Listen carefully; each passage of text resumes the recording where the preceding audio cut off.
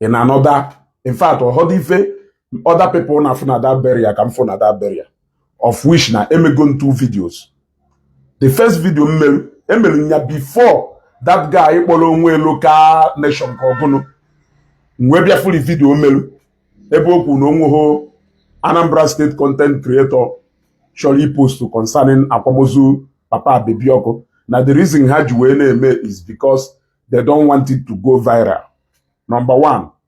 Then I came across another video Ebonyi Sonu melu ebe Ebonyi Sonu na-ekwu na Anambra big boys bialo Ebonyi State ebia bu ego blah blah blah. Now ụfọdụ ndị content creators Anambra State actually post because they don't want the burial to go far.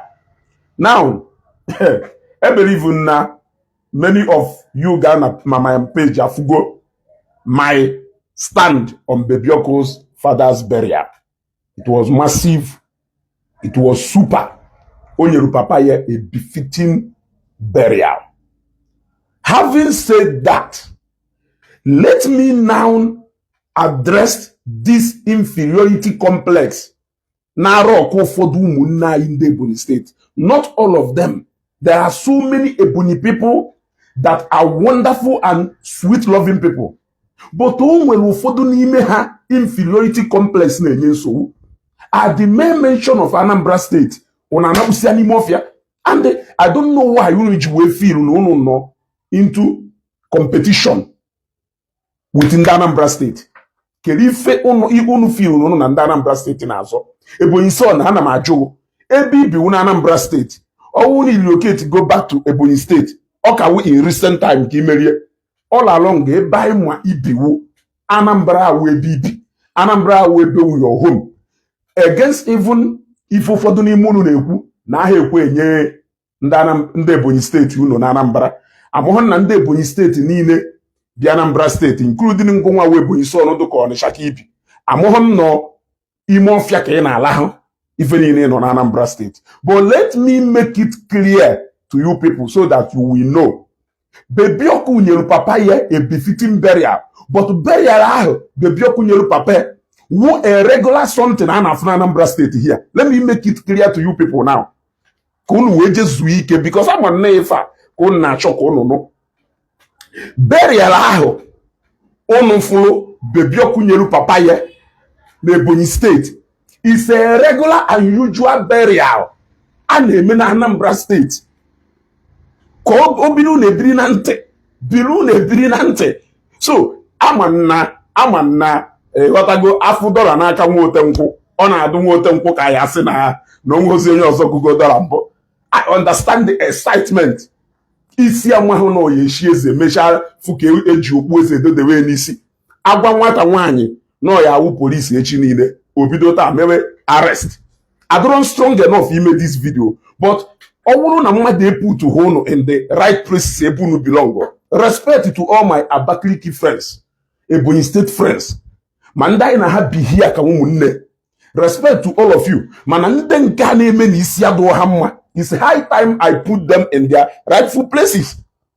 Ina heko ewolu ambulance ewolu helicopter bula akpati Papa Bebioko na akpagharị mana common sense ya gbahụ na onye nwe that funeral company wu onye okpoeba which is onye Anambra State. And then at the first place they use gorie abụrụ na Ebonyi State who the first place they use gorie. Common sense ya gbahụ yeah, your common sense agbaho and they for akpati gold although ko Ebonyi State ka elo wagolo akpati gold for the first time. I want to give you one example of akpati ejiwenyi Papa Emekofo. Akpati Emekofo jiwenyi Papa. I want you to go and dig up that akpati. Ilo ki ifu gold na anyocha. So I don't know why unu jiada do intimidated no funda Anambra. Many of the Ebonyi State, non-Anambra State, more than Anambra, non-Ebonyi State. It is the fact. This is the fact. There are many Ebonyi State people in Anambra State, more than Anambra State, in Ebonyi State. In fact, behind my house here, wherever I am, Abakaliki quarters. Ndeni ine biye baho, wunde Ebonyi State. And we have lived with them.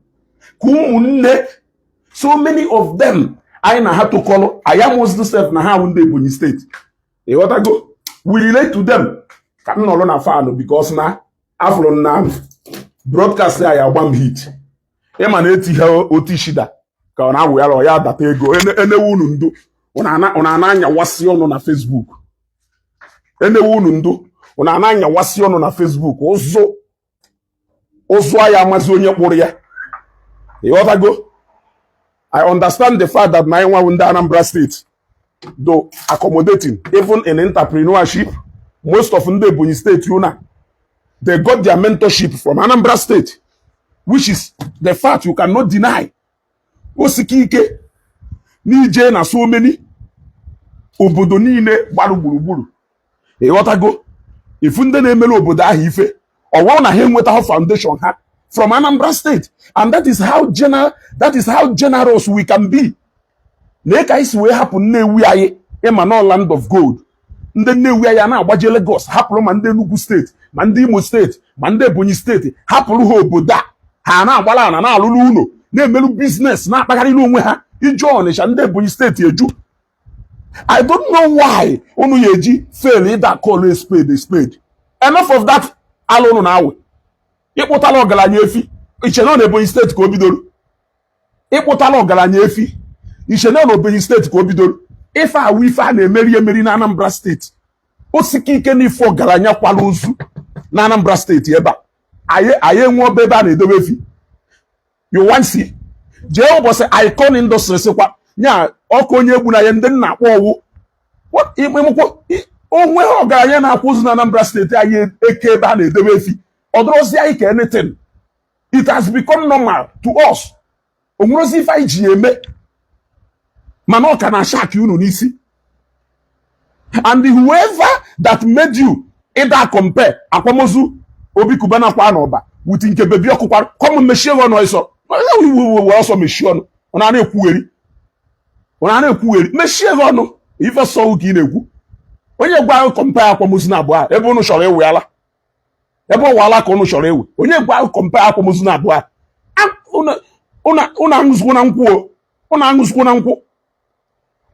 na nkwụ unu just chọọ ka unu kpọpụta that man for dragging onwere ife ọzọ onwere ala ọzọ unu na-awe na-awụghọ ka unu were idea je kpọpụta that man nwoke mmadụ bịa kwara onwe pape nye pape befitting burial nye pape super burial no ile onwe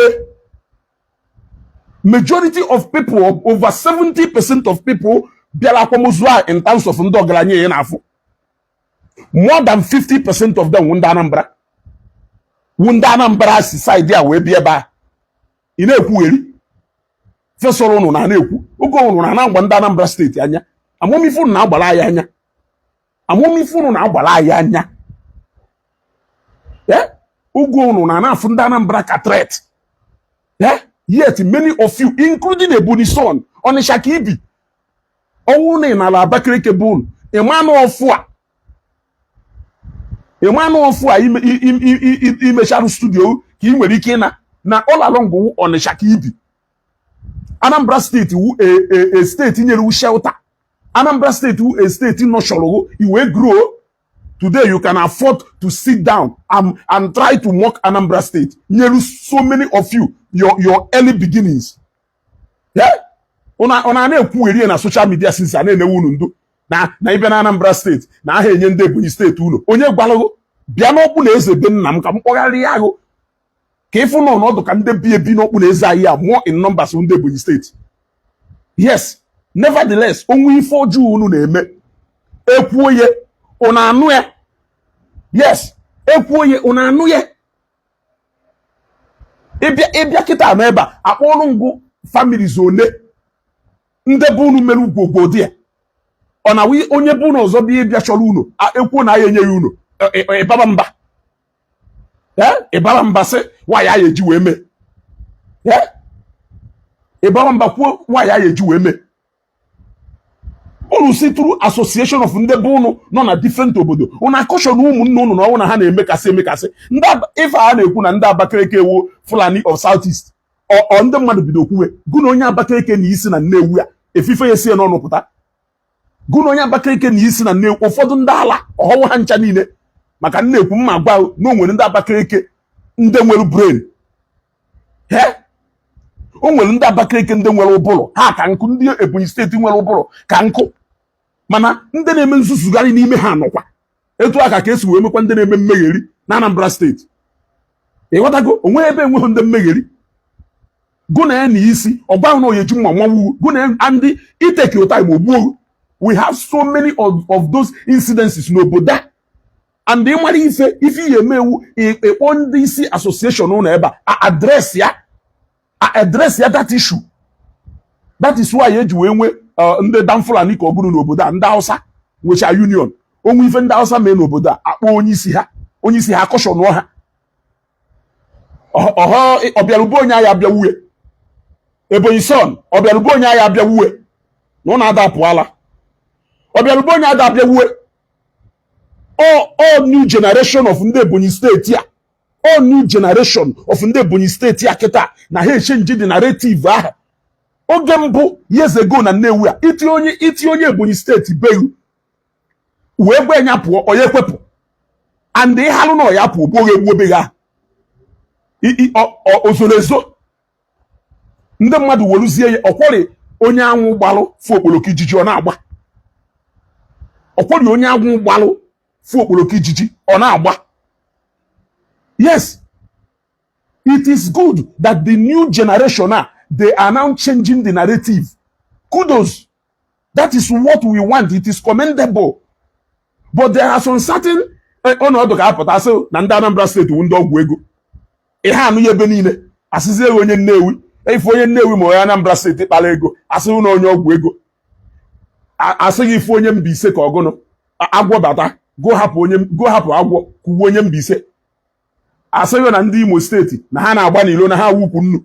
All these sayings ọmụ na ukwurie ụfọdụ ndị kwuchara distance anwụsịchana. We are now beginning to change those narratives to prove to people that this is not who Anambra State is.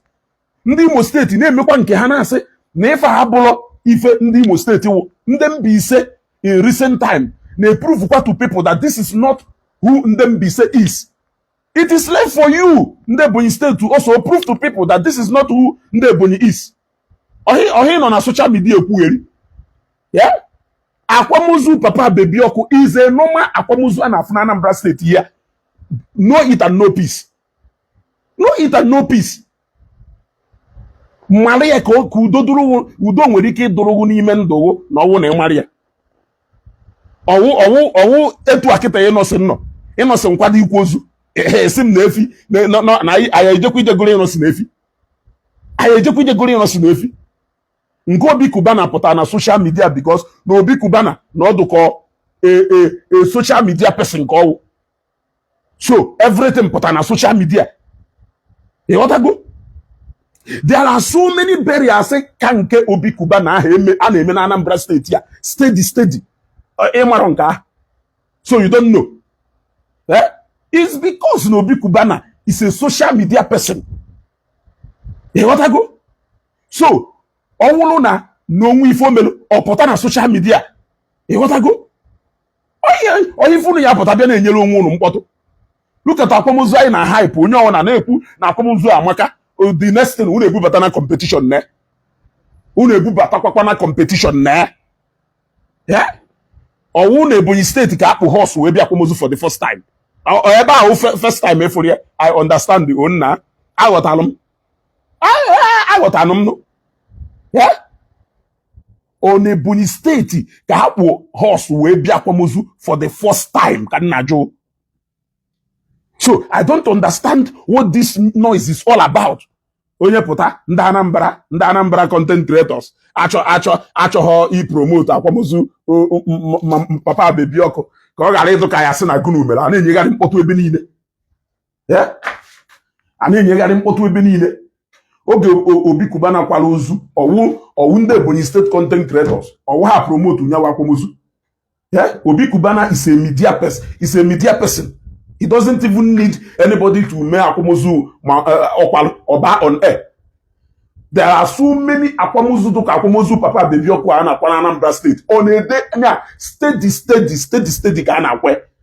onwe ọhọzi onye Anambra steeti ka ọ ya wụ a na-akwa ozi ikwu na-akpụtara efi ndị mmadụ asị na ọka ọ wee wụrụ efi iwu n'ọmatị na a na-eji eji akwamozu bụ ọgaranya ụmụazị o trenụrụ ọkpụtacha narị efi ndị ọ na-ebukọ ya afịa na spanda akpụtacha narị efi ndị ọ na-ebukọ ya afịa ma na ugwu Awụsa ma na nọọtụ ma na ifa ha akpụtachagoro efi ọgaranya ọna chọrọ igwe ikwu ozu na Anambra steeti anyị ejelu ụlọ efi anyị ejelu ọba ebe a na-edewe efi woluterela wee chinata ewu Awụsa.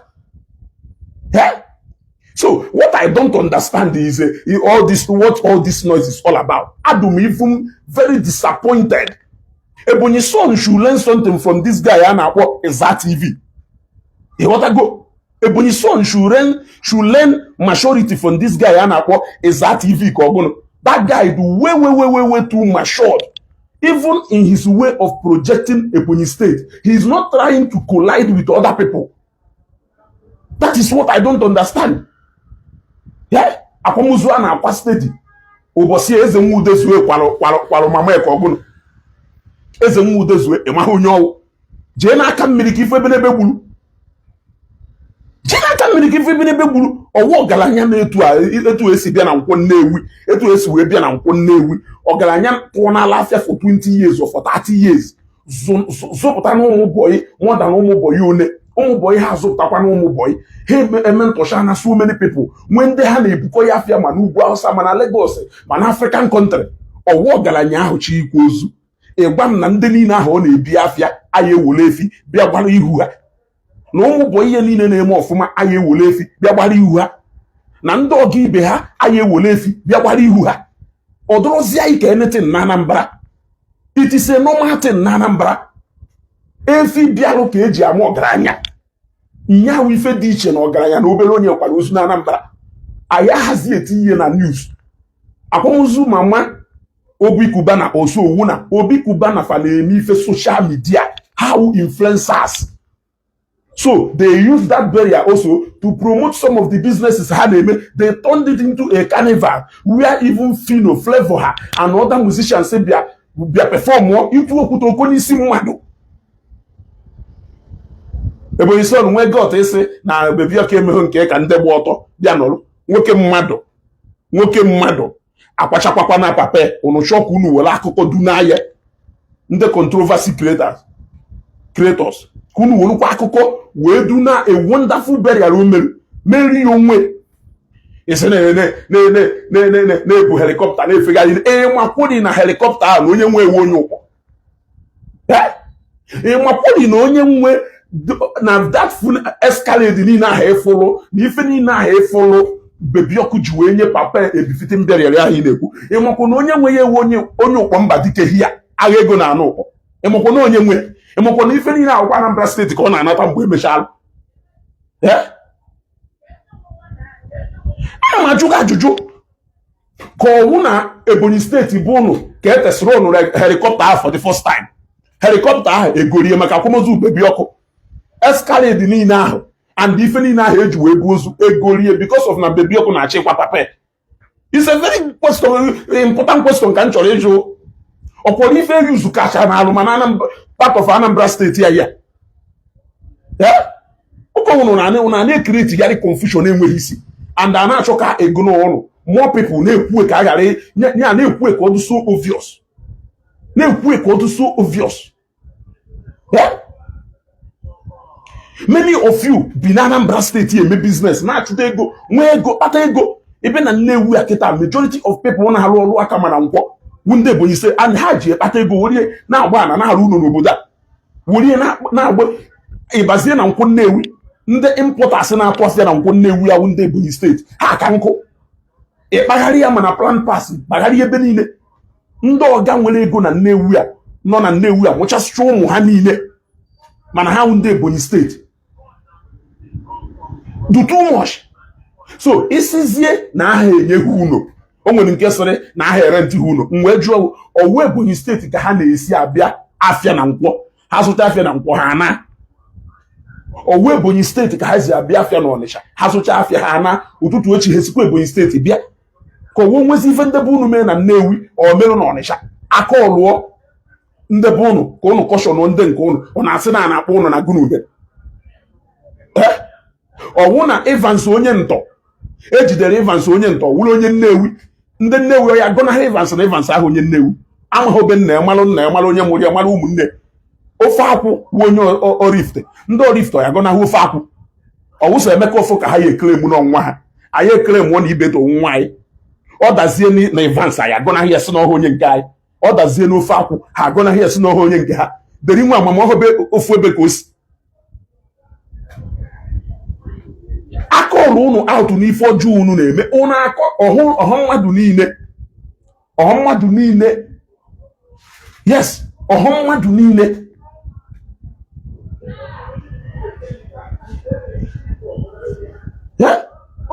Oge ọnụ na-ekiritigharị confusion ebe niile ka o wee wụrụ na agwa okwu na-emego ụfọdụ onye Anambra steeti ebe ọnụ na-aja ike na anyị na-agbalịgbonu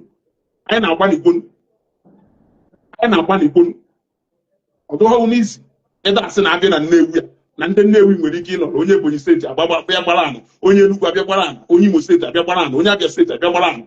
Yet anyị na-eme I can call so many importers na Nnewi ya wagba na ha ahụ ndị Nnewi ihe ekwe, mana ha nọchara na Nnewi. Even ụfọdụ n'ime ha nwere ndị nọ n'Igwe's cabinet. O nwere ụfọdụ n'ime ha nọ n'Igwe's cabinet, ụfọdụ n'ime ha abachana na ụmụnna na Nnewi ya. For example, disi mmụọ mmiri afọrọ anya na-akpọ afọ eketa, mmụọ mmiri wu onye Ọka, mana mmụọ mmiri bara na ụmụnna ndị apịrị amara ebe a. So many of them join usoro ụmụnna na Nnewi ya na-emekọrịsị nwanne, na-eke ụmụ ha ma di na Nnewi ya. Ọ na-achụ ndị agha achụ ụnụ. Agụdo Ebube, ana m invite Agụdo Ebube ihe eji peji bata, ahụ ejizi peji ya ba program. Ọ bụrụ na o nwere profaịlụ iji eyuzu peji ga Agụdo Ebube were send ya request. Kwụsịnụ that ọkụ ụnụ na-adọ. Ụnụ adọzi n'ife ahụ ụnụ na-adọ. Ụnụ ahịa emenwu ife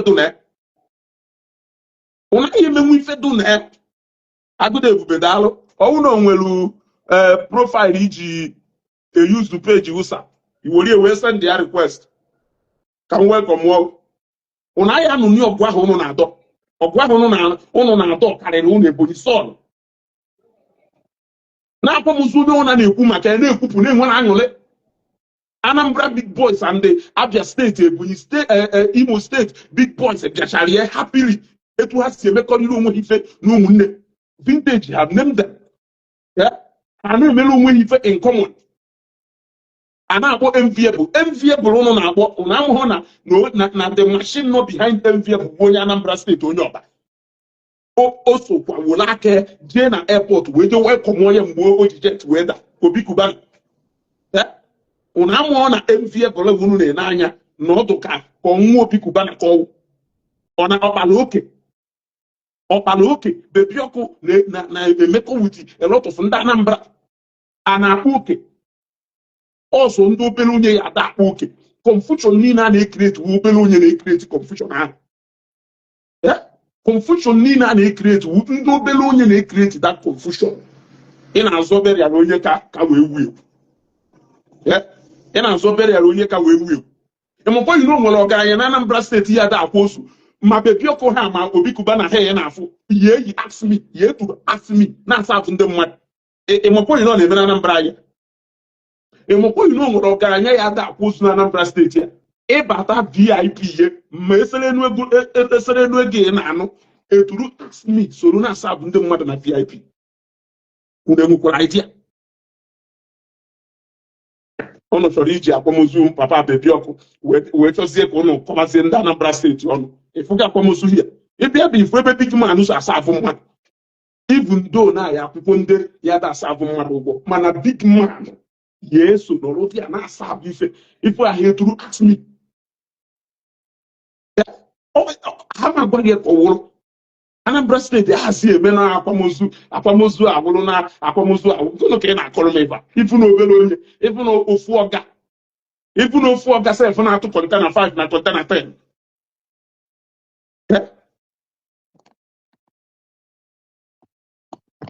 Ifu na ọga na-atụ kọntena 5 or kọntena 10 chi ikwu ozu ebe a ọtụkọ kaniva. O nwere ife anyị adazi akpọ ya anything.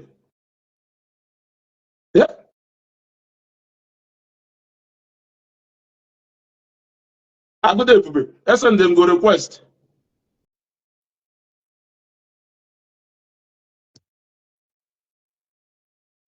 Okay. I'm welcome. And I can't. And make an promote peace between ụmụnne. Una na-ebute so okwu n'ụka. Every day nke ni say no local nation. Ndị Anambra na-afịọ. Yeah, na ndị Anambra steeti na-abịa agbacha ana na Ebonyi steeti, agbacha ana na Ebonyi steeti. Agụwa ndị Anambra gbara ana na Ebonyi steeti. Gụwa ndị Ebonyi steeti gbara ana na Anambra. Kedu ndị ka in numbers? Ka m wee malụ ife do n'Ebonyi steeti do more likely to attract ndị Anambra there, and ife do na Anambra do likely to attract ndị Ebonyi steeti. Kedu nke ka? Una na-achụsụ okwu n'ụka ebe niile, na-achụsụ ụgwọ na aṅụ. Ebonyi steeti na-achọghị grow. O nwere some kind of pettiness that guy achọghị grow. Nene Eza TV ka ọgọnụ. That guy do so matured. There were so many content creators who seen Ebonyi State do so matured, trying to project the new face of Ebonyi State. Open Bologa and send the request. Yeah? Trying to show the new face of Ebonyi State to people. When they're not in Amaka, in a compare Anambra and Ebonyi State. Yeah? In a compare Anambra to Ebonyi State. If we got almost ife akwamozu ịgba ọsọ, ife akwamozu regular akwamozu a na-akpacha mana isi mana ụkpọ mana ebe niile mana ọba mana ojuoto mana ọkịtịtị steeti regular akwamozu nya akwa ya ọdụ ọwụrụkwa normal akwamozu sef for the Woluma TV. For the Woluma TV, Woluma Mbangwi for we make a souvenir. Thank you for coming. Yeah. E put eba he for Galanya. O Galanya no na sa fu mmadu. O Galanya no na sa fu mmadu. Ai chireke. Na ele ka ta me fa. Ife ekwu meti. Ai o decline kwa o. Ai agudo ebube. Ma like ke join our broadcast oga. And send the request again. Yeah. I try to ignore it. Yeah. I try to ignore it. Oh no, just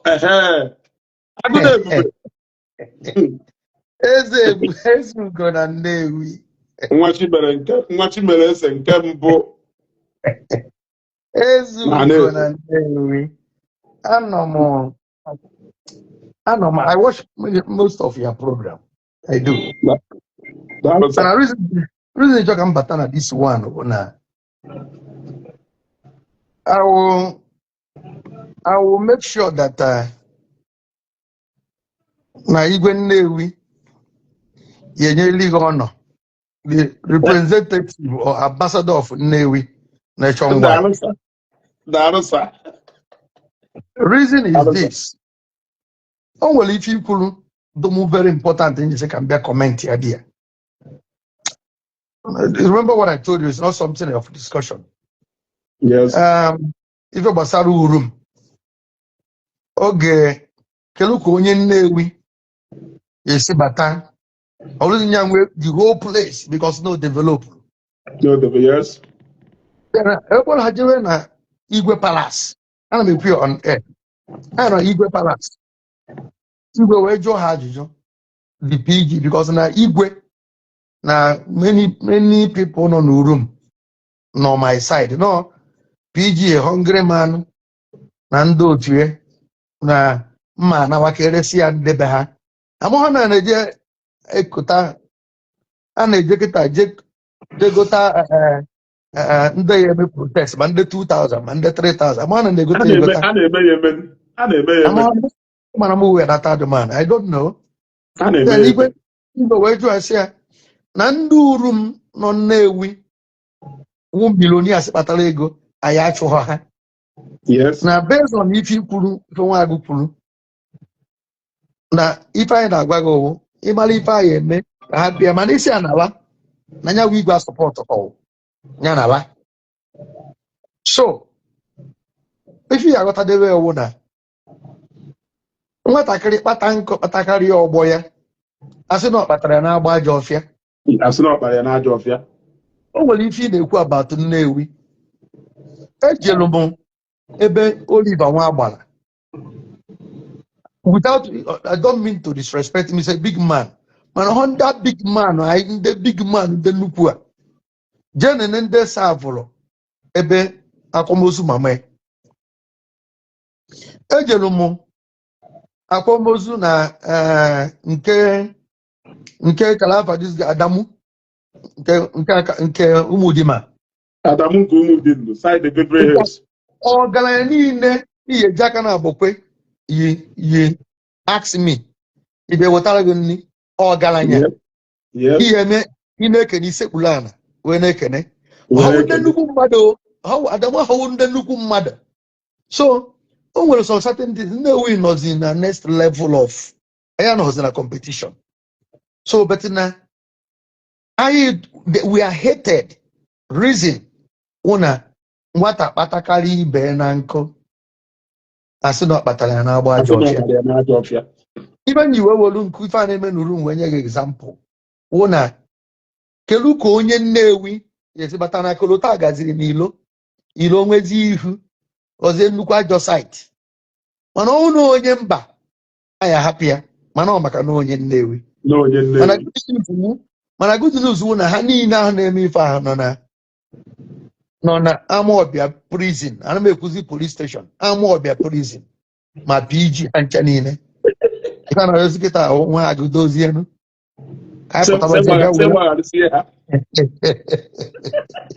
so just I want to tell you, you are doing well. Okay? Thank you, sir. Thank you, sir. You are not defending Nnewi. What you are doing to Nnewi is the fact. You are not claiming it. You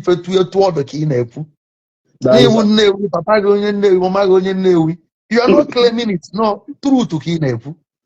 So, Maluna, Nnewi nationwide, I know. We are proud of you. You are ambassador of Nnewi. You might even the I don't care. Any many apology. Nkwetokosili ndokosili nke mbụ na mbụ na Nnewi. Isi ike. Oh? Onye tie ọkpọ ị nwere mmadụ. Ayapụta. Anyị na ya. Peace out. Darusa.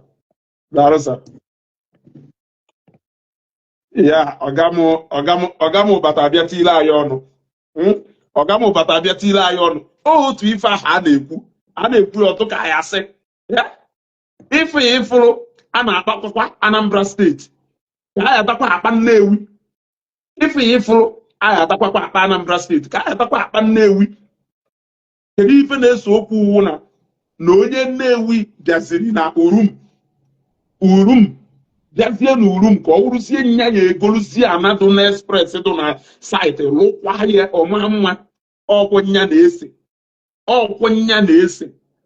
mana ndị Urum nwere ana na Nnewi a in fact egwu ahụ atụ ịta mba na na onye mba nwelu na Nnewi a chukwu enwere a lot of connections. Yes, o nwere a lot of connections. Chukwu connection o nwere uwu na etu ya ịfụrụ esukwu ekwu okwu Anambra ebe ọna ọkwa etu a ka ọ ya ewukwa nwụsịrị ịbịakwa na ime Anambra a na-ekwukwa Nnewi. So o nwere connection. O nwere connection nye ewu etu a ka o si wee dụ. I stop ife ahụ. Let us stop all those things. Afụrụ m nke local nation, that guy a na-akpọ local nation emego video maka Ebonyi na Anambra. May I try to ignore that guy completely. Mana oge m fụziri somebody to ka Ebonyi song ka o repeat the same thing. Ka etu ndị Anambra big boys ọ na-ekwu bịara ibu ego. Kedu ndị Anambra big boys a na-ekwu bịara ibu ego na Ebonyi steeti a? Oje park ka ị na-ewuje, oje park ka ị na-ekwu. Or J-Park ka ị na-ekwu or today ka relationship J-Park na Bebiọkụ or taa ka ịma ntụ Bebiọkụ na J-Park dụ or today ka ịma na J-Park na Bebiọkụ bụ mma mana efi ọkpụtalụ Bebiọkụ ịgụrụ ya n'efi ndị mmadụ wetalụ Bebiọkụ mana ọ bụrụzie na ọ bịazie ebe a as MC or ife a onwezie ndị nyere ya ego as MC ọwụla ego ka ọ bịara ịbụ ọwụla ego ife ọ bịara ịbụ mana efi ọpụtalụ ọ ga-anaje ya efi ọpụtalụ wepụ mụọ ya ọfụma ọ batazie n'ime họlụ as MC onwezie onye nyere ya ego ọwụrụ na osi Anambra steeti bi Ebonyi steeti ịbịa bụ ego ahụ adụghị unu niile isi adụghị unu mma maka na asụkata eze anya n'ihu egburu nkata n'ihu gwa ya okwu ụnụ bịara ime isi akwamozu ịfụ ga akwamozu bịa ka m kwụsịara gị akwamozu na Anambra steeti ka ịkpọ ọsọ bịa ka oge achọghị m ikwu ije dukwu okwu akwamozu Ikemba wuchọs ije wote ya aka ije wote ya aka na mkpọrọ nke udoji kpọrọ nke umezuoke mkpọgodoro ụdị strek ịmagodo na akwamozu taa federal gọọmenti burial steeti burial ka enyere mmadụ taa steeti burial ashọtụ ile adụ shot down efu helikọpta na-efegharị n'elu fụ họsụ na ndị amị a na-akwụgharị ebe niile ewee enichasị ozu na civilians ebido ikwu ozu igwe ghọta ife a na-akọrọ ụnụ na-enyegharị mkpọtụ akwamozu a na-egwu ebe niile amamife ụnụ fụrụ na akwamozu Cubana kwalụ n'ọba mana ọnwụ na ụnụ chọzi ka ụnụ malụ akwamozu Cubana kwalụ how many years ago ka akakwa nke a akwalụ few days ago mmadụ tie ye ọ ya wọwụ na ya ejekwu isi na wọl ijekwu isi na wọl ifuru nke eze nkoke so ike ikwu isi na wọl ijekwu isi na wọl ka m nwee mara ife ụnụ na-azọ n'ibulu onye nwụrụ anwụ lowa ya n'ala nyawu ife ụnụ na-azọ ibulu onye nwụrụ anwụ lowa ya n'ala nye ya ugwu nwa ya enye nna ya onye nne because of na nwa ya gbasiri ike kpọọ frens ya abịa na onye nuye ewee lowa abịa fada of their mother n'ala ọgwa nyawu ife a na-azọ ife now the question however is let us leave Lagos, let us leave Abuja, let us leave ebe niile. How many millionaires and billionaires in the Ebonyi state ka Anambra megolu? How many millionaires and billionaires of Anambra ka Ebonyi state megolu? Ịjụọ onwe ya ajụjụ a ịkwanyere Anambra ugwu, respect ya onye Anambra steeti ebe ọ na-efuna ya n'owu n'iyi ekwekwo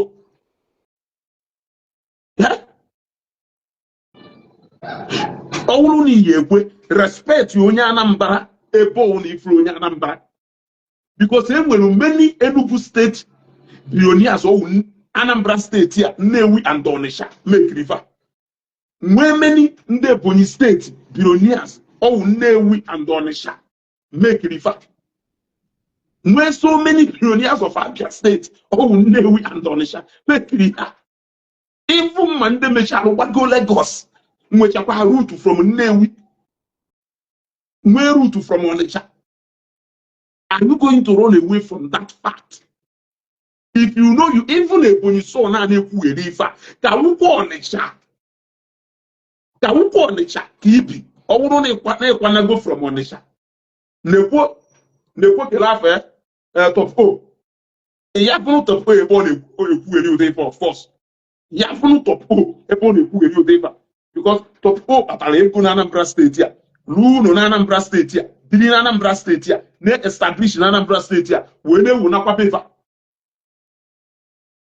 So kedu ife dị ife a na-afịọ onye ka ndị wee sị na-enwere so many ndị Ebonyi steeti do reasonable ha waja ha agụ ibu Bebiokwu so na ndị Ebonyi steeti nwekwara isi so n'ife a na-ekwu because Bebiokwu cannot even go down low to ịta akọ ife Ebonyi so ha na-akọ onye kwala ozu a unu na-ekwu maka ya enweghị ike iso unu ekwu ife unu na-ekwu Anambra steeti akwamozu Obi Cubana kwala ụwụ na Obi Cubana fawu influencers ka fawu only or depending on a blogger book for people to hear about that burial. Companies in ele mmanya companies they set shall stand. One of the VIPs is Obi Kubana who Kelumanya Kelafa Manya Kelaf Jameson Kogono or Jameson said to that they will meet them the Jameson they will meet them Manya companies brands the Wolaka has said sharp joint the banner on them one. Yeah, which in the Indomie they said sharp joint a banner in them what Indomie fast food. They did that because Nafama and these people who influence Sakahawo that it will help to influence their business. Can you think what I hope? That is why it will that barrier. We hate what was when we. Oh, my also. Oh, no, no, Apamuzu, Apamuzu, Apagona, Nambraka. Oh, Hande, oh, Hande police state. Kebuzo, we put a trail if. Or be a in Ankobi Kubana, Kebuzo, put a trail if. Oh, well, Gapalo, my man, and Nevia. Aliko Dangote put one trailer of Efi many years ago. Even now, why if I can go 10 years ago? Even now, why if I can go 30 years ago? Oh, for Guyana and Nevia Paloma. Aliko Dangote put one trailer out of Efi and Nevia. Many more than 10, 13, 40 years ago. On a winner, I have ever seen at 2020, and that is just the I have ever seen at 2026 here. You will look what's here. Shock if you was saying okay, can you fake you to a junior Anambra State? Anamadu Adudo. Can you fake him when he can you find a men one? He to way Anambra State. I've said it. I appreciate the fact that every narrative about Ebonyi State and Abakaliki is changing. The first time in Njela Abakaliki, who was in my passport. That was the first time in Njela Abakaliki. I was very happy seeing how everything is changing. In fact, seeing the young Nde Buniketa doing very well in different aspects. It is a thing of joy. But all you know, compare Anambra State. You are making a very big mistake. You're making a very big mistake. Anambra State, your grandfather. If you Anambra State, your grandfather, the father that fathered their fathers. The father that fathered their fathers. Local nations, even Biafra, not Ebonyi State, when now support to Biafra. Ishepuzie na-engage well no from Nnewi Akosi. Ishepuzie na onye sponsor of wa ha nụrụ na-ego onye Nnewi ka eji wee finance ọgụ niile ha nụrụ. Ishepuzie ya echefuo. Ya, ishepuziri ya echefu. Ichefuru nke a complete ka ichefuru ya. Ya. Kwụsịnụ this tribalism unu na-ebute among ndị Igbo. Kwụsịnụ this tribalism unu na-ebute among ndị Igbo. Even we made this video called Raw. Ebonyi son and this guy in a local nation. And the other one, piam mmadụ ndị ọzọ niile ya like ka ha wee narrative away fly. But you people are still very fat. You are still very fat. Even in Ngwageba is a fact. Ụdị akwamozu ihe fụrụ akwara bụ nwanne nya a na-akwụ na Anambra State almost every month. A na-akwụ na Anambra State almost every month. Nderi official hadori mefa Italian Jakarta fa Bright Grey mega abattoir abia kata n'ụlọ na Anambra State ke gwu ha ịghọtago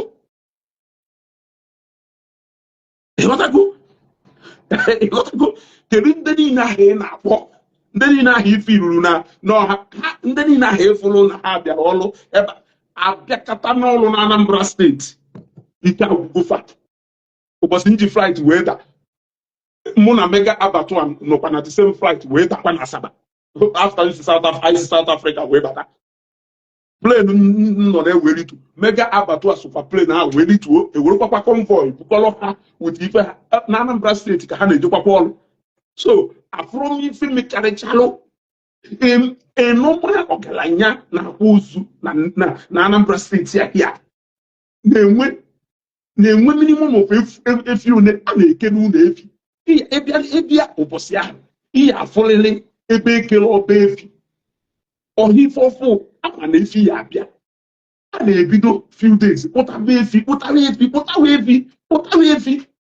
efi efi ahụ onye ahụ na-ewu ọbịa ọndụ ma ndị na-ebi abịa ọnọdụ ka etu akịta middle point ji obi ji akụnụ ma o wetu ekulo n'ishino ọ ijezi ụbọchị Emeka ụfọ bebi ọkụ ugwonu ndị big boys ịghọtago Anambra Obi na o nwere akwamozu ya wee bịa na Anambra steeti ịbịa senators state governors ọhasa Ebonyi state governor ịghọtago ụbọchị Emeka ụfọ kwanụ ụbọchị Emeka ụfọ kwa papel iburu convoy ego as Okeke Enterprises na-abịa edo very careful because na before iruo besa ihe ya agbafe gọvanọ ịtọ ihe agbafe convoy gọvanọ ịtọ ịghọtago gbafe convoy senators one ịghọtago ọwụrụ agwa gị ka ọwụrụ joke unu egwusi na egwu. You people should stop playing. You people should stop playing. Unu egwusi na egwu. Unu just ụma. You people are playing with everything now. You are playing with everything. Yeah. You are playing with everything. Onye kwana ozu a anyị ekwu ife unu na-ekwu. Onye ekwu ife unu na-ekwu mgbe onye kwana ozu a mana unu nọ na-ekwu ya na-asawasị ọnụ na Facebook. Na-asawasị ọnụ na Facebook. Baby ọkụ na you do this one na Ogwu Ebonyi son. Baby ọkụ na you do this one onye si ka ihe akpọ. Onye ka ihe akpọ kịta ada Anambra si na you do this one. Ịfụ na o nwere onye ihe akpọ sef ndị ọba asịgo na ọhịa ịkpọkwa ndị iche ndị Nnewi asịgo na ịkpọ n'oke etiti ndị na nka asịgo na asị ịkpọ na agụrụ ndị ọka asịgo na asị onye ka ihe akpọ hapụ ibe.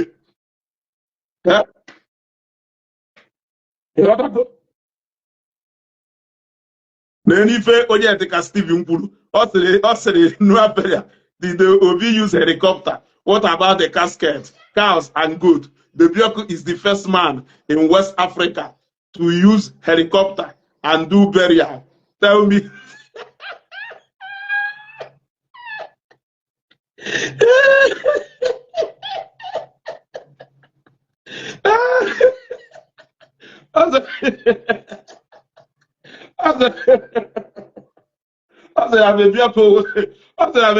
The first person in helicopter. The first person in helicopter. Come over to you, Mama came with me, keep onye ọya ama ịghọtago enwere m ike ịkpọ somebody ọya ama ọsị m na ọ maka onye dị ife ịghọtago ka m kpọgodoro ya ụzọ mmadụ ịtọ ịghọtago nya na ịgbahụ mmadụ ịya amarịrị mmadụ ịta na ike mbọdị megwu Ojukwu afọ ebugharịcharịa na mba ụwa niile buje ebe Enugu wee bulie wee daa na Beverly Hills ịghọtago wee bulie wee daa na Beverly Hills na Beverly Hills ka eji ebulie ahazikwa ekwu okwu papa ya wu Louis Odimegwu Ojukwu nwụrụ more than 40 years ago more than 40 years ago helicopter ka eji wee bunata ozu Louis Ojukwu more than 40 years ago nya ana m agwa gị ife mere since yo Edwin ike umezuoke ka ọgụnụ na Amish helicopter ka eji bunata ozu Udoji ọzọ bụrụ helicopter ka eji wee bunata ozu ka m kpọọ ọrụ ịtọ maka enwe m ike mkpọwasịrị ndị ọgaranya na-ekwa Obinna Okeke sikwa ga adọrụ Umeoji dị n'Ezinifite Agụata na na-ekwugheri ịnọrụ behind the news na-akụgheri ọdụ nya bebi ọkụ ka ahịa ego na-anụ ụkpọ fụrụ wee je gota helikọpta eji ebu ozu ajụjụ ka m na-ajụ nya full package akwamozu ma helikọpta ahụ bebi ọkụ ka ahịa ego na-anụ ụkpọ fụrụ wee jeti include onye so ụnụ bụ the first people nwere ike ifutu mudabi kwuwe ndị na-epu na-ekwugheri ọsọ akụgheri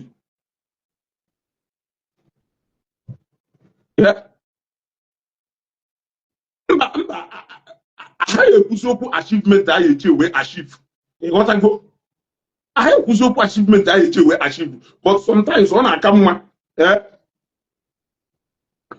mma meet good people na level ha ka ha wee ghọtagodo ife a na-akọ ama na Ebonyi solo ya watch video o watch this video je bury his face in shame na ekwugheri ana ekwugheri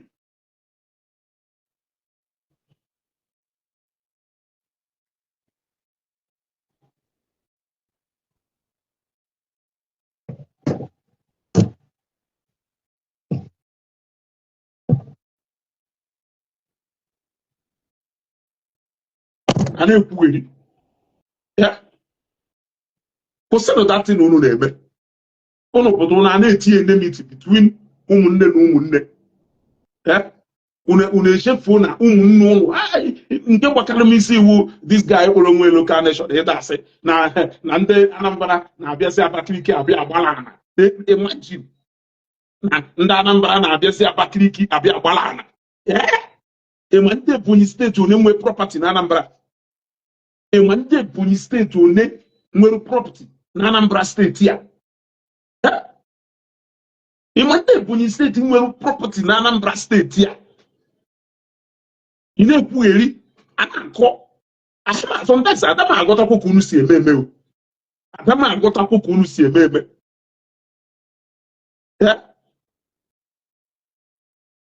ama aghọta ife ụnụ na-akọ akwamozu a na-akwa steeti site ya ọ gara nye ụnụ ada na-akwa ozu anyị ebugote ụzọ jekee ọba efi wee kọọ ọba ewu na ebulu debe edebe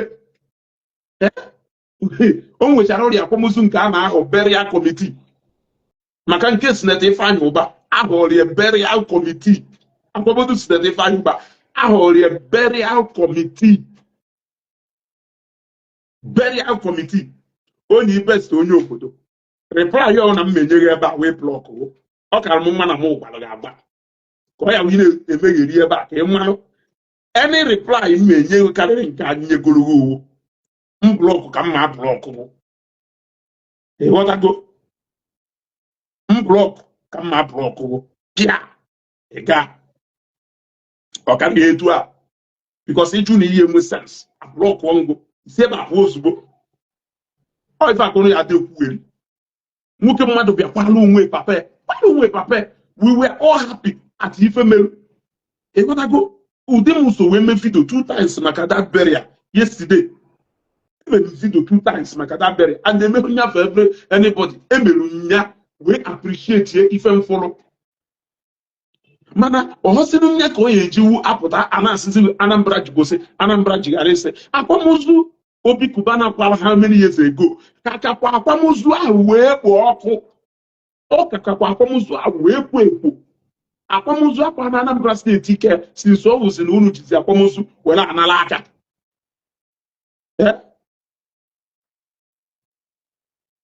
since na-ejizi akwamozu ahụ were ana aka ijeru mgbe Chris Ụba esere n'elu ego kwalụ mama fa ijele ebe ahụ ijere mgbe esere n'elu ego fa Andrew Ụba fa kwalụ mama fa who is who na Nigeria more than 100 senators, more than 100 House of Rep members, more than 15 governors, both from the north, emirs. Yeah, a lot of things. Mention them before I now start mentioning powerful civilians. Yeah. Enugu Airport, private jet, more than how many private jets are there? Nana be akwamozu. Ola na epueri. Epuga akwamozu na Anambra.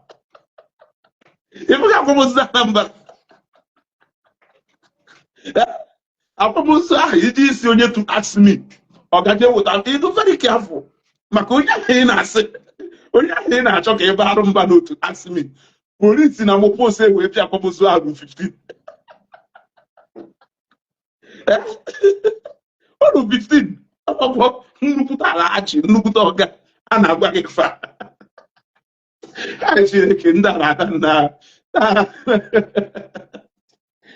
Chineke merụ maka efere mba simpati ala maka ngwa na hanụ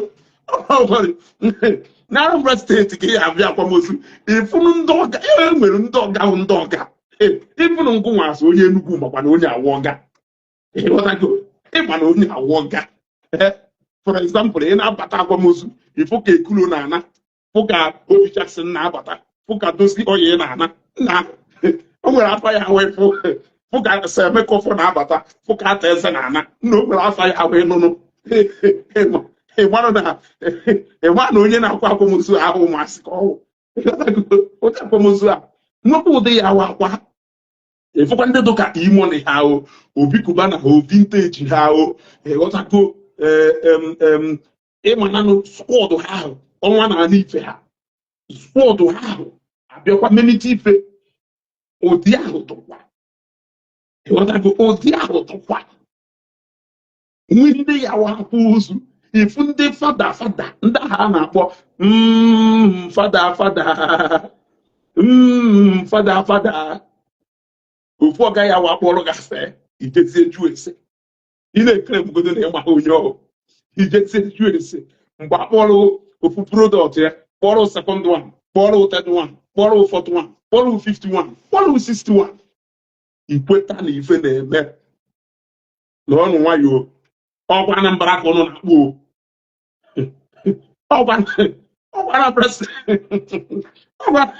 ọgwara presidenti ka ọnụ na-akpọ afa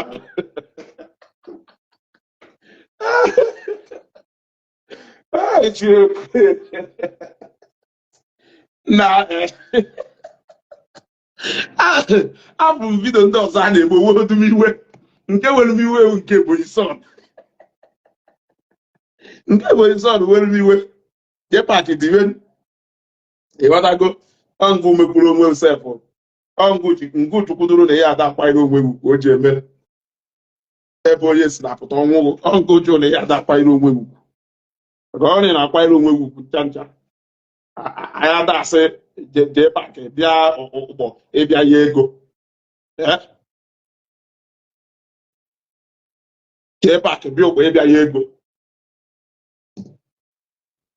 ego one ka enyere jee paaki na Ebonyi steeti ego one ka enye jee paaki na Ebonyi steeti ego one ka enyere Igbe Credo na Obi Cubana ụbọchị echiri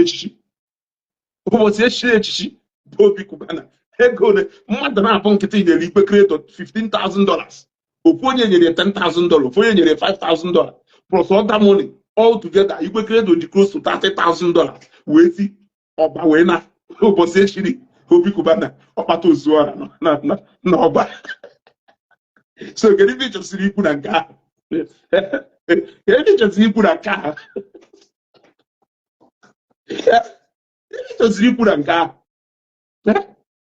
anyị jekwa na ụbọchị emepere Cubana Millennium City na Asaba mgbe anọ ebe ha puku ife na-emedi some of these things abụrụzi ife na-etrikizi anybody na Anambra steeti ọgaranya ya akwa ozu men ya akpụtara ya efi boys ya akpụtara ya efi ndị niile na-azụ ya afịa ọ na-ebu ya afịa kredit ịghọtago ịpụta na Nkwọ Nnewi ya kịta ifu ofu ọga ịpụta na Nkwọ Nnewi ya kịta ifu ofu ọga ije n'ugwu Asa jee na Lagos jee na Gambia jee na ụmụ African country ifu ọga ahụ nwere mọda mmadụ 30 ọ na-ebi afịa 30 million 40 million 50 million 70 million 100 million 20 million 15 million kredit ka ọ na-ebi ndị niile afịa ha na-akwụ ụgwọ ndị awụchakwa nnukwute ọgaranya na diakono ịbekwakwa na ụmụnna ha na-abakwa ekwe ha n'ọrụcha ọ na-awụ ụbọchị ọga ahụ ya akwa nne ihe ị na-agwa m na ndị niile ahụ anyị apụtara ya efi ma ndị na-achọ fevọ n'aka SF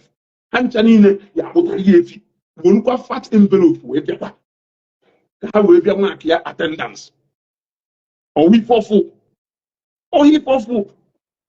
anyị fụwara egbu ka igbu ostrich gbuo krokodil mmịa ya ọwụ na Abakaliki bụ unu ka egbuda narị for the first time ebe a bụ mfụta na amịa na ostrich for the first time ana m ajụrụ ya ajụjụ Chineke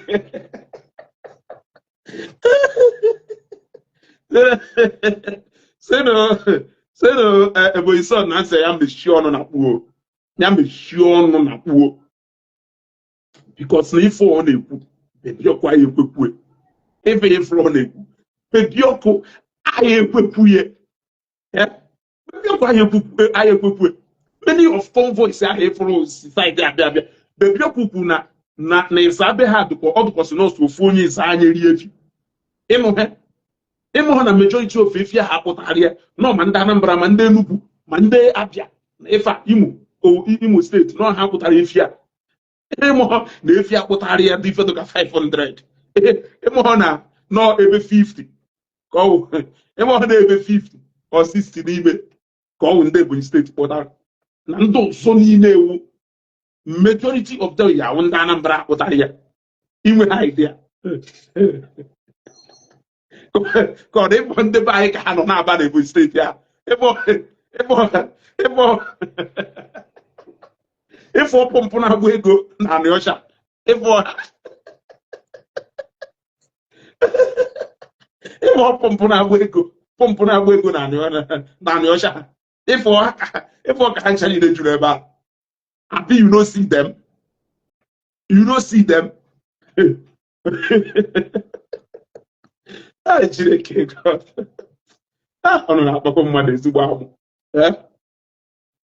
So, respect to ndị Ebonyi steeti, ndị nke mbụ na ya na-atụ na mma, ma ndị mụ na ya atụ na mma, ma n'isi kpakọrọ na akpakọ. O nwere onye ji gba Akụzayọn ebe a. Akụzayọn ịkpọ ka Akụzayọn si eme. Ịkpọ ka Akụzayọn si eme. Akụzayọn nọ na-akpọ oke. Akụzayọn ọmụ ife wu n'iwu onye Ebonyi, n'iwu onye Anambra, n'iwu onye Enugu, ọmụ ife ọwụ. Akụzayọn fụgo ife ọ na-afụ ụgwụ mmadụ, ife ọ na-afụ ụgwụ onye Igbo nwanne ka ọ na-afụ. Ị na-ịfụta ka akụkụ katara okwu sego onye sọsọ ihe si dị ka nwanne nya ahụ ka m fụta marụ for the first time. For the first time. Nnụrụ ebe Akụzayọn sụrụ asụsụ be ha. Because nọ na-eme program ebe ọ na-adresị ndị be ha. Mana ya ama after all na Aba ka o toro na Aba ka o toro so ọ hapụ oke mana somebody do ka Ebonyi so na do ọdụ tribal and that guy a na-akpọ local nation ha na-abụtụ two tribal with some other two guys again iji say na comment sections ha ifusi ndị bụ mmụọ hardcore nya ndị a enye ha power mmadụ agwụ ịghọtago enye ha power mmadụ agwụ bụ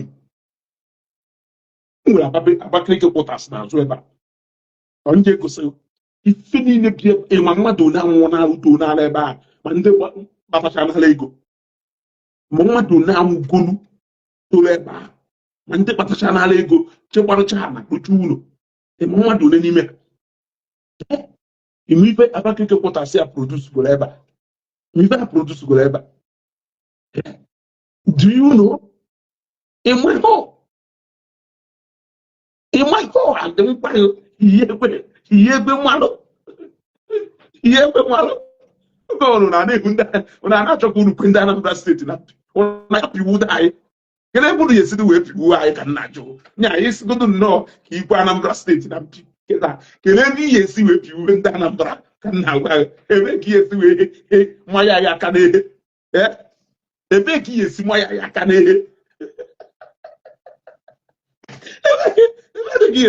ihe ebuni nwaanyị ebuni ebe ka ihe esi buni nwaanyị ebuni ị gaghị ebuni nwaanyị ụbọchị bishọp ishi ekuro jere akwamozu ọgọ ma Ibrahim Badamosi Babangida bịachara ebe a ya gị ekwugheri jere kego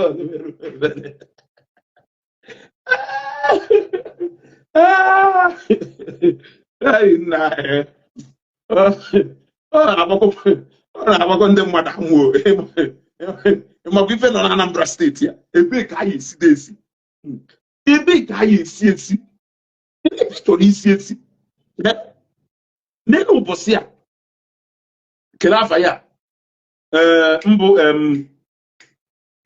Seahorse n'elu ụbọchị a Seahorse kwara ozu ife mere ebe ahụ apụghị n'anya ifukwula efi inene efuru anyị agbafu epụkwara ihe ntụ esikwu nke ndị ọzọ o ruo tọ n'ọnụ chọọ ka anyị gbafere agbafe Chineke ihe bunikwu na Anambra enu ihe buni Anambra enu yes ihe buni Anambra enu ebe ya sị nke anyị na one if not for anything mana mmadụ one moto pasia do na Nnewi machine pasia do na Nnewi plant pasia do na Nnewi ọgbọ a do na Ọnịsha main market kpọọ ya mana mmadụ one from nuafere ị na-akpọ wọt of ata eze ugbo ife dị na na-akpọ ebubo ka ị nụrụ mkpọrọ ikpe eto o nwere ife mere nji wekpọwa obi jasị ha ma ekwuru ha na ịnụ ka mkpọrọ ndị ahụ achọrọ ịmọrụ ndị ahụ na achọrọ ịmọrụ ndị ahụ na mkpọrọ ndị ahụ achọsịkwara nke ekwu okwu ekwuo mmekwuwe ndị ahụ na arụ ma ejisi ha ịghọtago ma jesko ha mejisi nkwuwe ndị ahụ mana m achọ ka ekwuo na-ekwuo ejo pharmaceutical nkwuwe ndị ahụ mana m achọ ndị bụ okwu ọsa achọrọ m ka ekwuo n'okwu ahụ ekwuo nnu ọ bụzie ka asị na m na-adụtụ hash I can't be that wicked. I can't be that wicked. Eche mkpọwa ndị ntụ ka alị na onye ma obi ọdụkonkwa ịghọtago onye nke nwe crackers biskit ọdụ ka achọọnụ nke ekwuo ji okwu ekwuo kpọwa ịnọsị ha achọọnụ nke ekwuo okwu ahụ ekwuolu na ahụ ịghọta na ọdụzie ka asị na m bịara ịgbọ mmadụ ọkụka achọọ m ịgbọ mmadụ ọkụka ịghọtago achọrọ m ịkpọ mmadụ ọkụka achọrọ ka anyị na-wuru nwayọọ nwayọọ na-ekwu okwu a ka okwu a wee na-abanye ngalaba ka ọ na-abanye na-ekeresi ekeresi kwụrụ ndụ esi ekwue ka ọ ghara ịtụ ka asị na-anụwa n'ọgụ ịghọtago ịghọta onye sị na Joel Pharmaceutical Joel uwe onye Imo steeti ka onye na-ekwu ife onye kwu datin Joel Pharmaceutical onye agụrụ onye kwuru ife a thank God na ideri ọ dụkidere ya dịrị itikwe ọ dụkidere ya ịghọta ife a na-ekwudere itikwe ịghọtago ideri ya dịrị itikwe so ịtụ smart you are smart ịghọta you are smart ịghọta so Igbo wuofu onye Imo steeti mmeji ewee bamba ọkwefu ka nsi na-aba mba ya esitiri na Facebook wee bebi ọkụ na-aba mba onye Igbo ka ọnwụ ego bebi ọkụ kpatara ụwa n'Igbo ka ọ na-aba n'ụlọ yes onye ego bebi ọkụ kpatara ụwa n'Igbo ka ọ na-aba n'ụlọ ego ibe eto kpatara ụwa n'Igbo ọ a pride ka ọ wutu n'Igbo na-abịa na Rivers steeti na onye Igbo so wee nwee seaport onye Igbo nwere seaport ahụ it is an addition to ndị Igbo.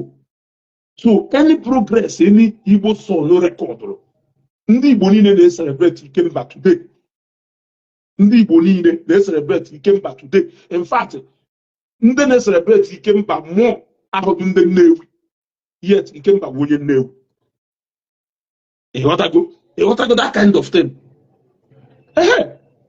so olu na-ewuru nwayọ pipe one blow amọdụmọdụ ya ka a na-amụ ife akpọmụsịkwa ka eji amụ aka onye chọdụ ka nne na nna ya nwụọ ka ewuru nke ịma aka kere onye chọrọ ka nne na nna ya nwụọ ka ewuru akwamozu nne na nna ya wee ma aka onwego ka eji akwamozu ama aka eziokwu na onye kacha zero onwere onye ya erivu forever ịghọtago mana akwamozu ahụ ife eji a na isi so adụ ọnya ka m ji asịgo ịza TV ọkụ ịza TV wafada guy chetanụ m ịfụrụ period a niile bebi ọkụkwala ozu the guy na-anụ ya na nkọ ọ na-anụ ya na nkọ ọkwa afa the guy bụ slim toro ogologo ọkwa ịza TV wafe mmadụ chetara m ka mma na madụ correct somebody dị elu nya ka ndụ chọ the guy do matured you can never hear that guy or see that guy na-ekwu a lot of nonsense etu a Ebonyi son si ekwu Ebonyi son do two tribe bamboo that guy and for somebody make his living rise out to a bone living at the soil of Anambra State in with this kind of bitter heart against Anambra even in Anambra State onye Ebonyi State mere ife na Anambra State eji ime ọpụta ị na-azọ can't you call evil by its name or evil by its name? Yes. The first expression or experience I will within the Abakaliki, if not because of na anyị na-adụ welcoming, kama ime ife ọjọọ anyị tritikwa fọkọpụ anyị na-aga n'ọrụkwa. Onye Abakaliki bata bewe kịta, inye onye Abakaliki 2 rooms adụ n'elu ebe a. Ọ pụcha next week bata, ọ kpọrọ mmadụ ịbụ asị ụlọ nwanne ha, ọ batakwa ebe a ha adụ 4. Ọ pụtakwa next week batawa, ọ kpọrọkwa mmadụ ịbụ ọzọ batakwa ebe a ha adụ 6 n'ụlọ ọgwụ ofu onye ka inyeru. Before you know it, onye elu na-agba unu onye ahụ nwanne ha atụwa ime nwa ana m atụ asị. All these things we experiences o ji eme egazi ishu unu ajụọ ya ajụjụ ọfụma, which na that narrative na-echenjisi kịta. Mana ife awụ ife na-emepu eme and ụmụ nwa n'ọnya eji wee bịa with saying that na inye onye Abakaliki, inye ofu onye Abakaliki unu n'ọkwa mmadụ 20 ka inyere unu ka okwu asị. O mere na Nnewi ya then emebezie datị na a na-eme iwe sizie mba n'ochugo n'ọnyana ịma na ikorugo okwu maka na onye iko inwe mmiri iwu isi n'ọya anatakwa iko. Mgbe ahụ ịgbasiri ihe n'ọya ana ka ọ ya halụ ma amụma halụ ma egwu igwe wee soru. O mere na Nnewi ya amụghị maka ebe ndị ọzọ mana o mere na Nnewi ya. Before so many of them mechazie change we say that narrative, change we say that narrative, change we say that narrative, change we say that narrative, which is n'eziokwu. Yeah, ahụ ekwe no ọ n'eziokwu. Yeah, and mgbe ahụ ha edewu n'ụwa ọfụma. Ụfọdụ n'ime ha, not all of them, ụfọdụ n'ime fa, not all of them, anyị edebe n'ụwa ọfụma. Inye ha that building, they turn it to quarters immediately. Before you know it, ịpụta ebe anyị ịnọ na sit out wee tu a na-edi nri, ihe afụ ofu ọnụ room ahụ ịfụ mmadụ ya pụgido mmadụ 10 na-apụ jebe ọrụ. O mere eme ekwuo ye ịghọta na-eziokwu.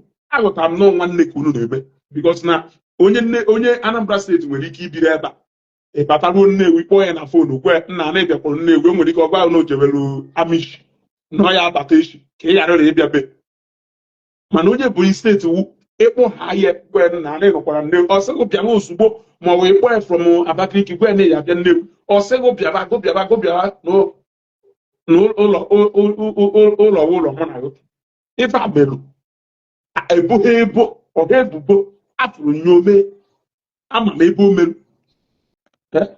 Ịbata na ofu ọnụ rum atụtụ efudiri na ife ama uchu utufo onye ọ na-apụsịsị ya. O mere eme ịgwazie ihe na ọya kwapụ ọya nịrị isi na ọya egbu, ọya nịrị isi na ọya egbu.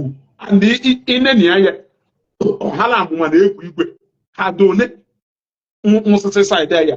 It's just because na Anambra steeti ahụ akpọ nwere ụdị agwa anyị ada akpa. Ha na-ekwe ka o wee wụrụ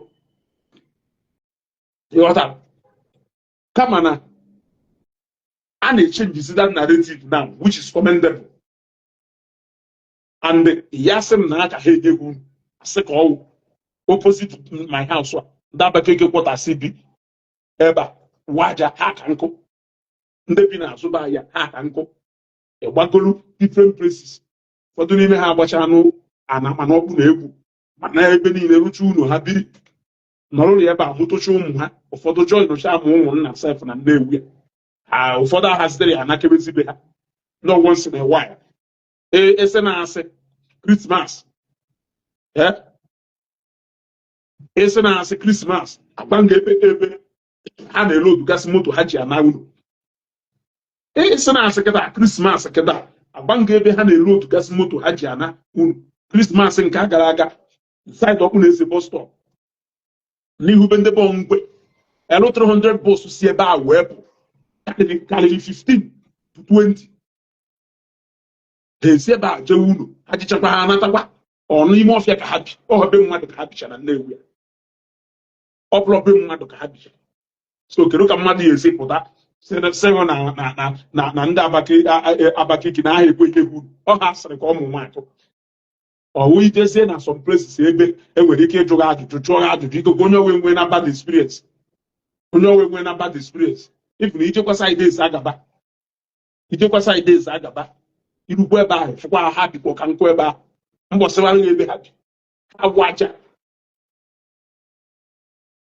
So mmadụ ịda asịghị na aha ejeghị udo na Anambra steeti bụ onye a na mụnwa wezugosị na ọ na-atụ ụga ebe ha bi iwu aja ịfụ na ara ndụ ba ya jee saịdị be ndebe Igbo jekwa saịdị be ndebe Igbo na Akabukwu ebe ha bikwa ka nkụ ebe ahụ. Camp of Love siri Okpuneze na their inheritance Okpuneze ọzọ Okpuneze nke nwụ yes na ha bi n'Okpuneze and anyị na ha na-eme nwanne anyị na Mike ha John ha anyị niile ejikọsịrị in a community more than 20 something years ago. More than 20 something years ago. Yeah, more than 20 something years ago. Yeah.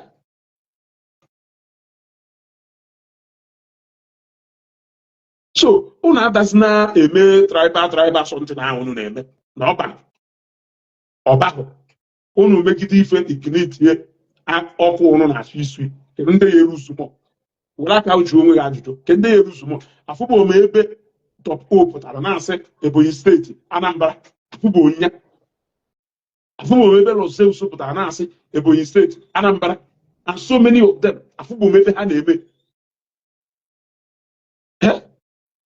mana Ebonyi so na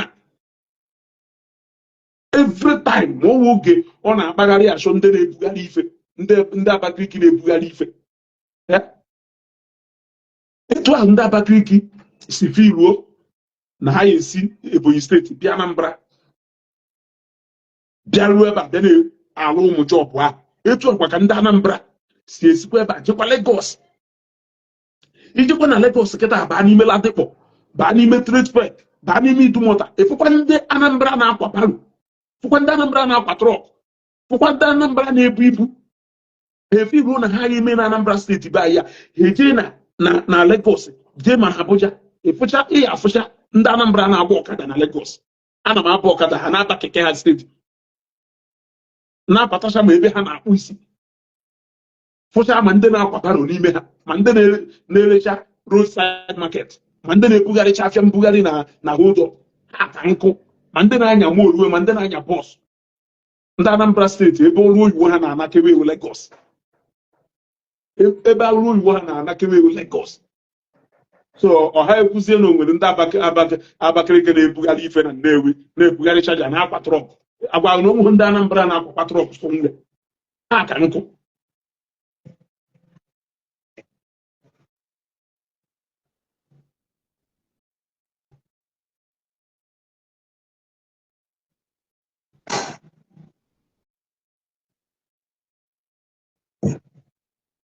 So ọnụ ya akwụsị efe ahụ na-eme evunu ndị Abakaliki nụrụ ụmụ nwaanyị Nnewi ọkahụngụ ndị Abakaliki bi na Nnewi a nụọ nwaanyị na Nnewi ọ na ha akahụngụ ụmụ nwaanyị Nnewi a ya ha na-anụ na Abakaliki na Ebonyi ha akahụngụ ya agụta ha ọnụ so kwụsịrị ife ahụ na-ekwu mana ife nchọ ka iwere wee end ya program ahụ na akwamozu ahụ ịfụlụ na-ekpopụghị isi na Ebonyi steeti ịghọtago daalụ nne Francis I'm from Ebonyi but Anambra is our Lagos mind you daalụ nne Francis daalụ nne onye ife ka m na-achọ ka ị na-agwa ndị dụka Ebonyi steeti fa anya na-achụ ọsọ na Anambra Francis ọ na ihe emekọ wit ndị Anambra ebe ọnwụ na ibi na Anambra ibi ihe ka ya si n'obe nna gị onwe na-achụ ihe emere onwe biznes gị ọfụma ị na-azụ afịa na nkwọ onwe na-emekpa gị ahụ ọwụ na mgbuka ma ọ na mkpọ ka ị na-azụ afịa onwe na-emekpa gị ahụ mata ya siwe onye Enugu steeti ka ọwụ mana ọ nọ na Anambra steeti na-abụ ọgaranya na-agbakasị ya na mkpọ na-alụ uru o nwere onye na-achụ ya ọsọ ọpọ nọ nọkwa na Anambra na-eme ife niile ọ na-eme still enube na ụbọchị anyị gbara ya na be ha. We don't do such. We don't do such. Anambra State will be home for all mbụ before emecha wee change ya. Ịghọtago emecha wee change ya all home for all come and live. Ịghọtago. So mmechakọrọ ya ewu na akwamozu a Ebonyi Son ji ekwugheri ife ọ na-ekwugheri si na Ebonyi Son na mụ gwara ya na ụdị akwamozu ahụ na narị akwa na Anambra steeti mana ọ n'ife niile a na-akwa na Anambra steeti ịghọtago a na-akwa ya steeti ọkpụ nke nọ steeti ọgaranya ọnwụ na-akwa n'ozu na Anambra steeti a etu a ka ọ na-adụ nwụọ n'ife na nkere ife ya adụkwa n'iche na kere ife ya dị iche na anyị esetukwana VIP ndị mmadụ akpụta efi a na-amị efi na-aha nke efi enwee n'ọgbọ efi nwee ọgbọ egwu keluzi normal thing. It's a normal doing call. Yeah, it's a normal thing call. So I think I will draw the curtain here. I think I've said enough. Mana gbane Ebonyi Son na mo siri ya na nwude na mkpụrụ ahụ ya mana ọ blọkụrụ m during the time of Zion gbaa ahụ mgbari ya ka akpị gbee ka akpị tee ọrọsha blọk one mana nchọkwa ine n'ife ọ na-eme ama nka isi enene ịghọtago ọhe blọk m isi ama a lot of ndị debere ahụ na amụghị na-esugo na mana ha blọk chara mata ọ blọkụrụ m mbụ Ebonyi Son ihe the light of Africa blọkụrụ m. These are people who cannot withstand the truth because na ha feel une na agba ha ka akpị. Ha feel une na agba ha ka akpị. So Jenu Gwen na-ezu gosiri anya zuo ike. You should keep calm. You should keep calm. Okwere akwamozu awụgo na akwamozu Zenko tile how many kilometers of road wee kwa? Akwamozu Zenko tile how many kilometers of road wee kwa? Nya mee ife afụgasị ife hazi ekwu okwu Bishop Ọzọbụrụ ọwụ m n'oge Bishop kwalụ papa nze sipred ike gwụ ọnụ ebi ebe ahụ ịmakwa ebe n'ebe kwuru ebe ahụ ife niile ahụ akwamozu ịghọtago Chukwu Ugochukwu sịrị people dey try you go live for 1 hour and now yes now ifuka people ha na watch ya o gosiri ife a na-ekwu ụbara ịghọtago iche ịma na ife na-eme na Facebook ọ na-agba baa live ka people watch bido gị wee mechaa ya ọzi o nwere onye nwere ike imekọtazie live ọwụzie sọ nna kego mana ịfụwa na mụ ka nọ with people even na almost 1 hour pause they want to hear what I'm saying. Share this video.